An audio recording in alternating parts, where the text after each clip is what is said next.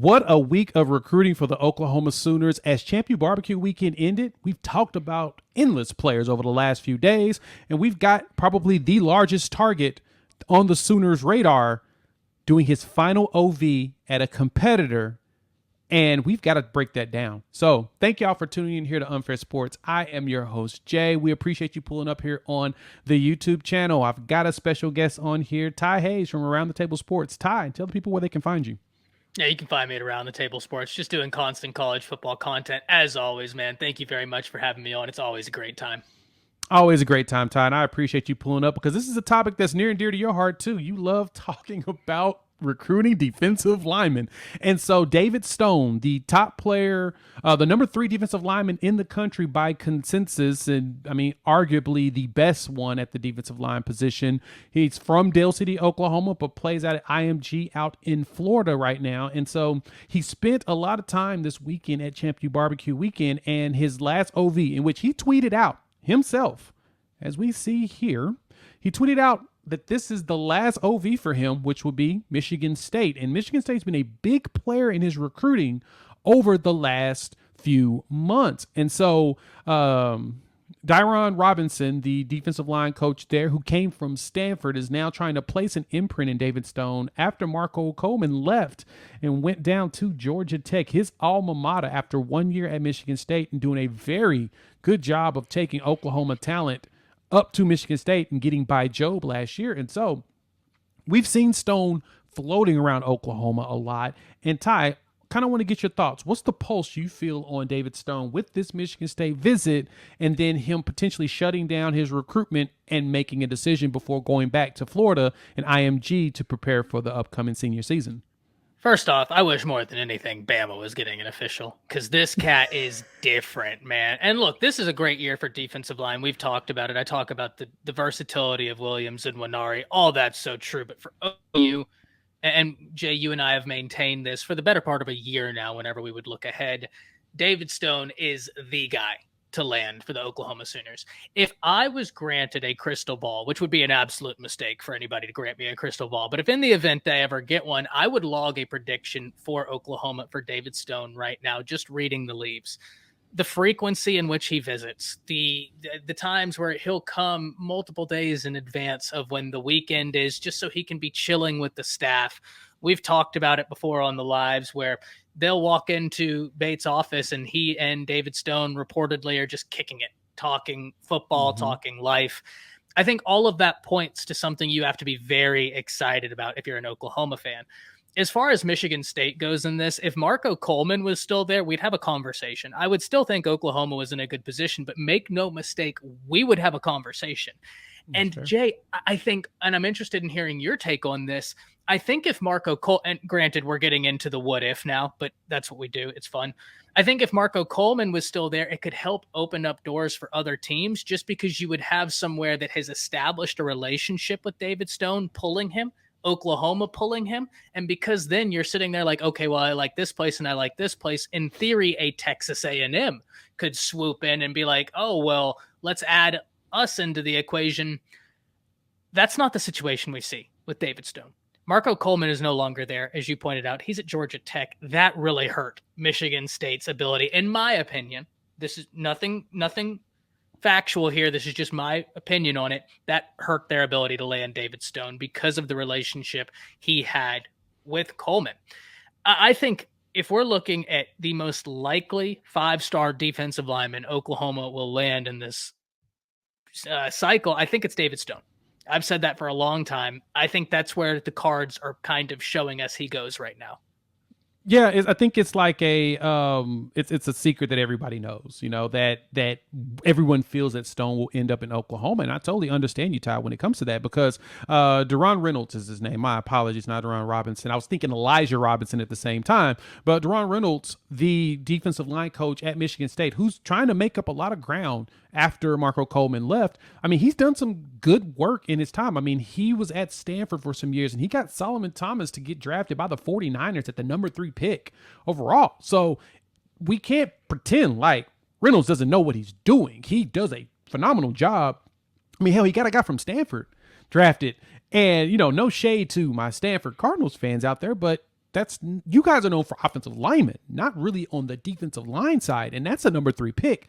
That's huge to get the 49ers to do that. And so getting Solomon Thomas out there, that is a feather on his cap to be able to talk to potential prospects like David Stone and anyone else they're going after at Michigan State and be like, hey, man, I mean, I've done this before. I know how to do it. I know who to talk to. I worked in the NFL. I have just as many connections as most likely the Oklahoma coaching staff does, Georgia staff also. We can get you there and plugged in. And having the number 3 pick, which was the highest defensive player ever drafted out of Stanford. I mean, their top player ever, of course, is Andrew Luck at quarterback. That's huge. That's a huge selling point that they can have. And so I know the Sooners got a lot of work to do and a lot of ground to keep up, but as you mentioned, the tea leaves is telling us everything. I mean, Champ U Barbecue was this weekend. Stone was still around a few days later, hanging out with his buddy Jay Jackson, the defensive lineman out of IMG as well, and they've talked about trying to play at the same school a few occasions or whatnot. Even though I think Jaden Jackson is most likely a big Ohio State lean, but if Stone can convince him that come hang out with me in Oklahoma, I think we can make some big things happen. Especially going into the SEC, by the time they're on the team, you don't have to worry about visibility. If you have family in Florida, they're gonna see you on a regular basis because you'll be at stadiums that are close. And so it's not something to be truly concerned about. Is can my family see me play? That can be made to happen. And so as we watch the defensive lineman recruitment unfold, Ty, I want to pass this to you real quick. A lot of these top players have not committed yet. Now, we've seen some players commit at like the Floridas of the world. Georgia's picked up a couple here. Bama, actually, has Bama picked up a defensive lineman yet in their recruiting class? Jeremiah Beeman. Okay. Number 61 in the nation. But you've noticed a lot of yours in the top 50 up, for the most part, have not committed. What is it about this year's cycle do you think is holding a lot of them up? I don't know that it's anything necessarily about this year's cycle. I think that they just want to go through the visits, right? Like we know that right now, recruiting during the month of June, the visits, the Champ U barbecue. I mean, every school has their summer event, right? Every school has their summer event. And so I think number one, it's very natural for the kids to just want to enjoy their time on the recruiting trail, do all that. And then July, I mean, we always see absolute fireworks during the month of July. So I think that's the first. I think secondly, and this is a very important point, because in today's video where I talked about the Oklahoma Sooners and the 2 commitments they got exiting Champ U Barbecue, at the end of the video, I posed the question, should OU fans be worried? Because I think this is something I've been asked several times. I think there's this natural inclination as a fan to look around the nation and you see Florida getting a wave of commitments, right? You see all these places getting all these commitments. OU hosts their major event and it's a little bit silent. You get the 2, but you didn't get the wave of commitments I think some people thought. And I wasn't super surprised by that. I don't think you were super surprised by that, because we have to take into the account the way this staff recruits. They're going to tell the guys, hey, finish out your visits.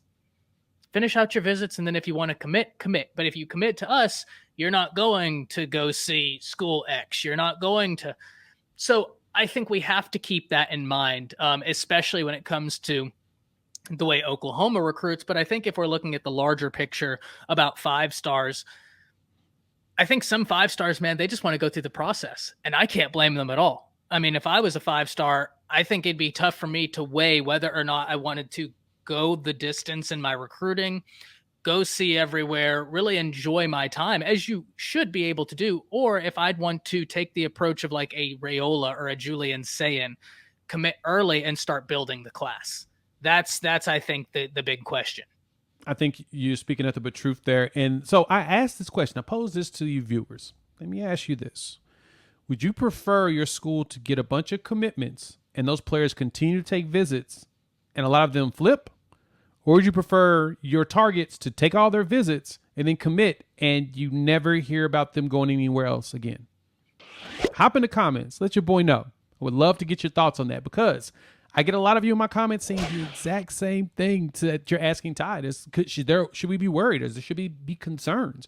Because I'm truly curious to understanding. What do you guys think about if commits go and they stop? going, or would you prefer that they commit now and then just continue to do what they do, and then hopefully your team, regardless of who you're a fan of, no longer worry about them, well, have to continue to recruit their recruits. Let's put it like that. If you're new to the channel and you made it this far, hit that like button as well as the subscribe. We would love to have you part of our college football communities. Make sure you go over to Around the Table Sports and do the exact same thing. Constant college football content, and it's always eloquently done. So, Ty, thank you for pulling up with me as usual. Thank you very much for having me, man. Always a great time. Always a great time. YouTube says to watch one of these videos here. I highly recommend it because I made it for you. We'll talk soon. Peace.